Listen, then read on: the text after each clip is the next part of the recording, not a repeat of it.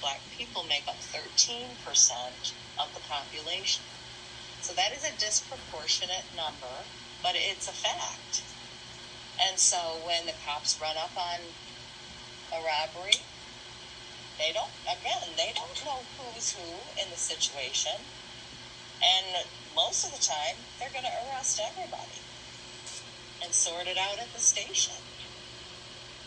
Unless somebody's obviously hurt, if somebody's shot or stabbed and laying on the ground, of course they're going to call the ambulance and try to see, help that person while they gather up everybody else. Yes, Ada.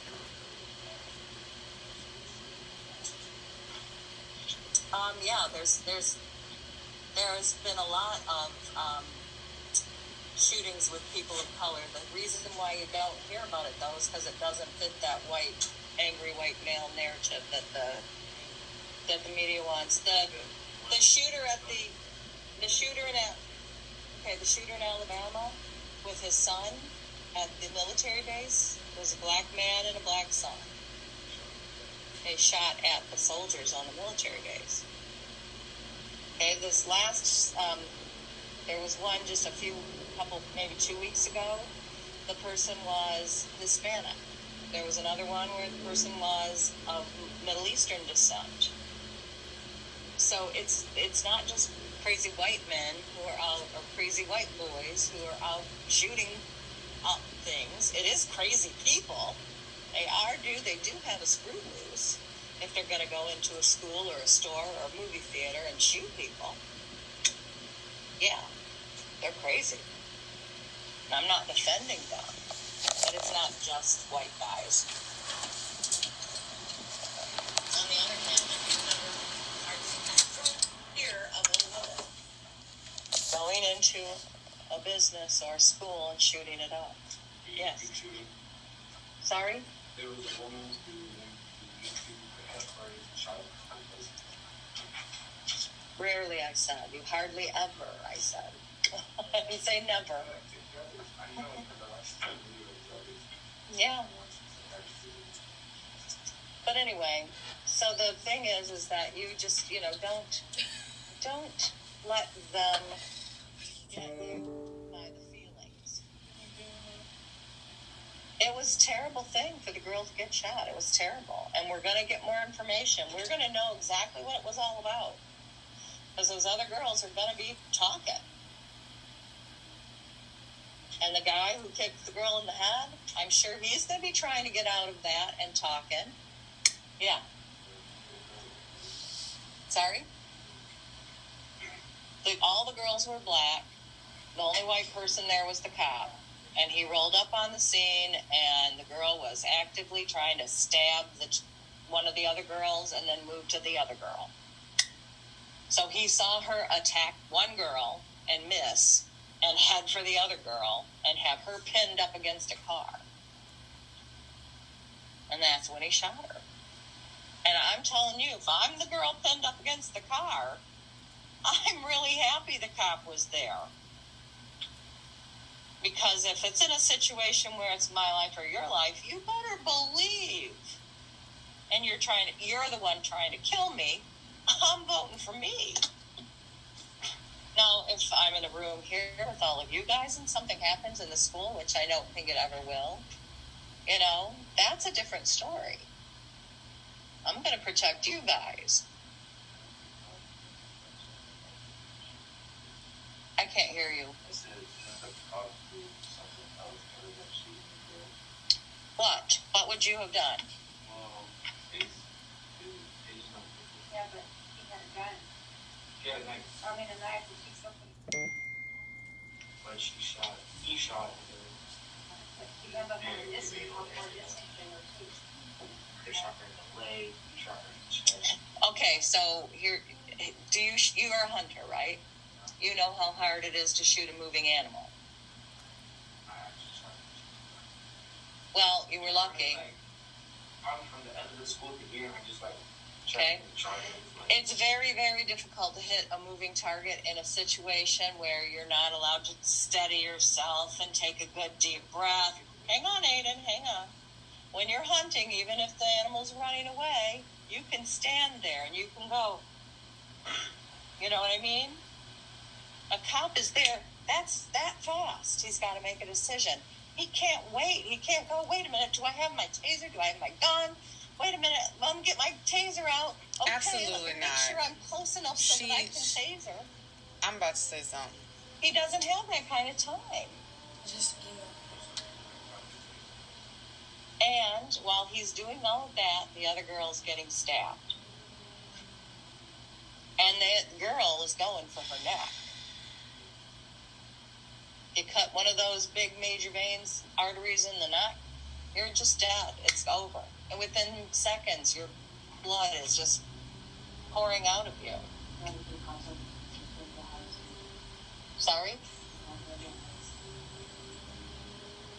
I agree that there needs to be some, I don't want to say reform, I want to say training, and I want to say that cops have to get over this idea of protecting each other.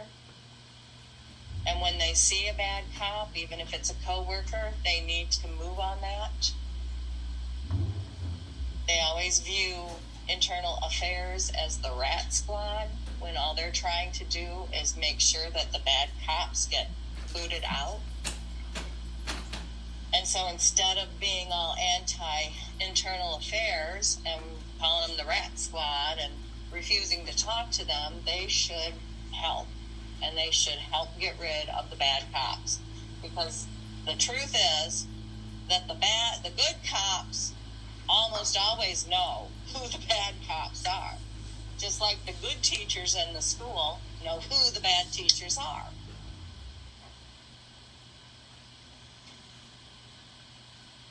So they should help. They should try.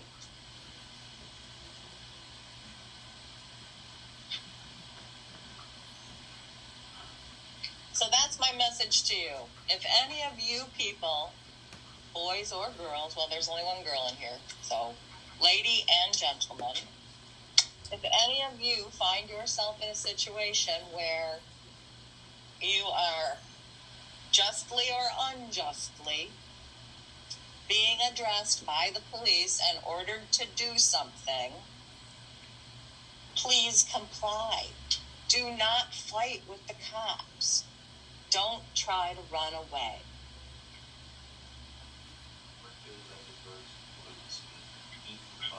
He didn't. He didn't comply. Okay, wait.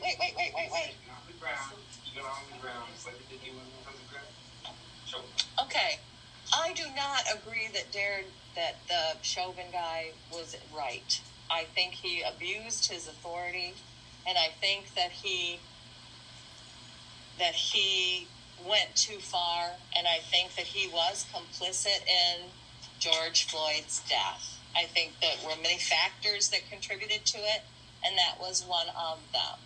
But if George Floyd had, at the beginning, when they got him out of the car and went to put him in the police car, if he had just sidled into the car and slid in there and let them put his legs in, he would be alive today, and you know that's true.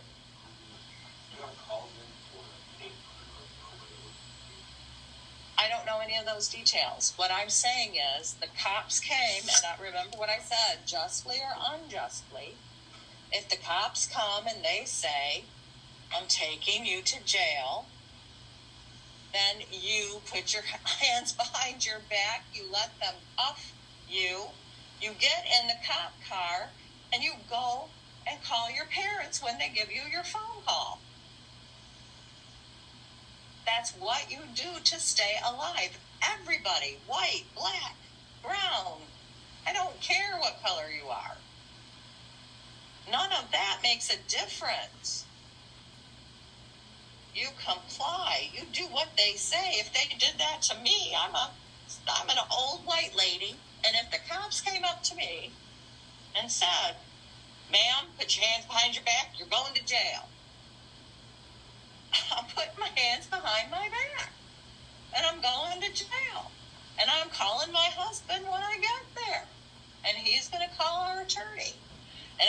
tell the cops. I'm going to say, yes, sir. And, sir, when you search me, you're going to find a gun strapped to my ankle.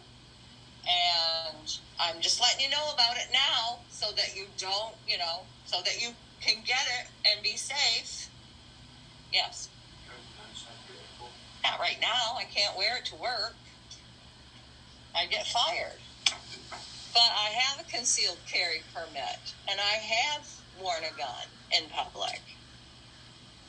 And I will wear a gun in public whenever I don't feel safe. If I'm going somewhere where I don't feel safe, you better believe I'm taking my gun. All happened like this year. It happened in the 1990s. And back then, there were like these rappers who died because of the police. I don't know. What do you? Well, it was like for example, there's these two like very good rappers, Tupac and Biggie Smalls. Mm-hmm. They both died of a shootout. I have no idea. I don't follow that kind of stuff. But here's the thing too. All right. Look at how you guys are dressed. You guys are dressed nicely. You don't look like thugs. You don't have your pants down around your knees. No, you don't. I do. I had to pull them up. Down around your knees. You don't have them down around their knees. I've seen them with them down right on the mid-thigh, almost to their knees.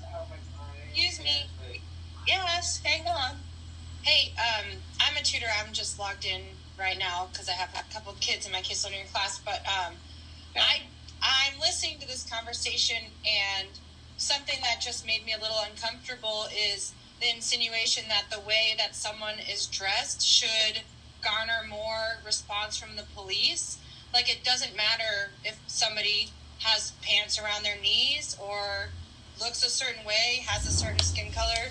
It shouldn't make any difference. Police should be trained not to judge people based on those factors.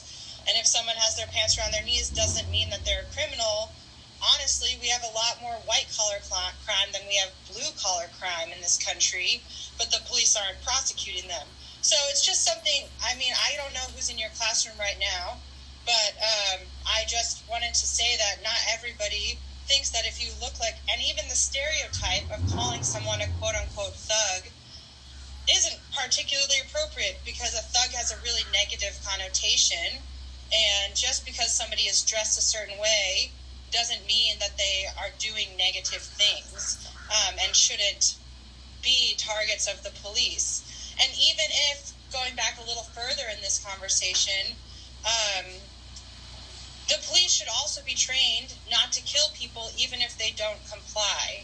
Like, if someone doesn't get in the cop car, doesn't mean you kneel on their neck till they die. I didn't say that was good. I actually said no, it was wrong. Yeah. But I am saying that if people comply with the police, they have a much less chance of being killed by the police. I agree with that. If people comply with the police, they have a less chance of being killed. But that doesn't mean they should be killed if they don't comply. Like, that's I didn't say that either. I'm just saying that if you value your life and you want to live, that you will comply with the police. Well, I'm a parent, and I just chimed in, came into my daughter's room to see what she was doing.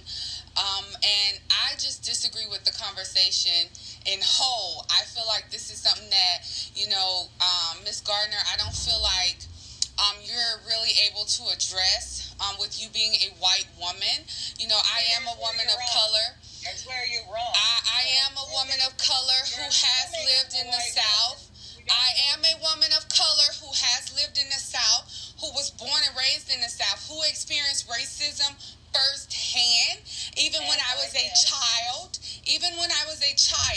And so some of the things that you are saying, I feel like you are very uneducated on, and I don't feel like that you are able to address these things that are going on in the world today, especially correctly, because you have a different perception of what is going on. You have a different perception and outlook on the George Floyd case and any other thing that you said. When you stated that a cop should not, like, they're in the heat of the moment, they are trained to know what is a gun and what is a taser.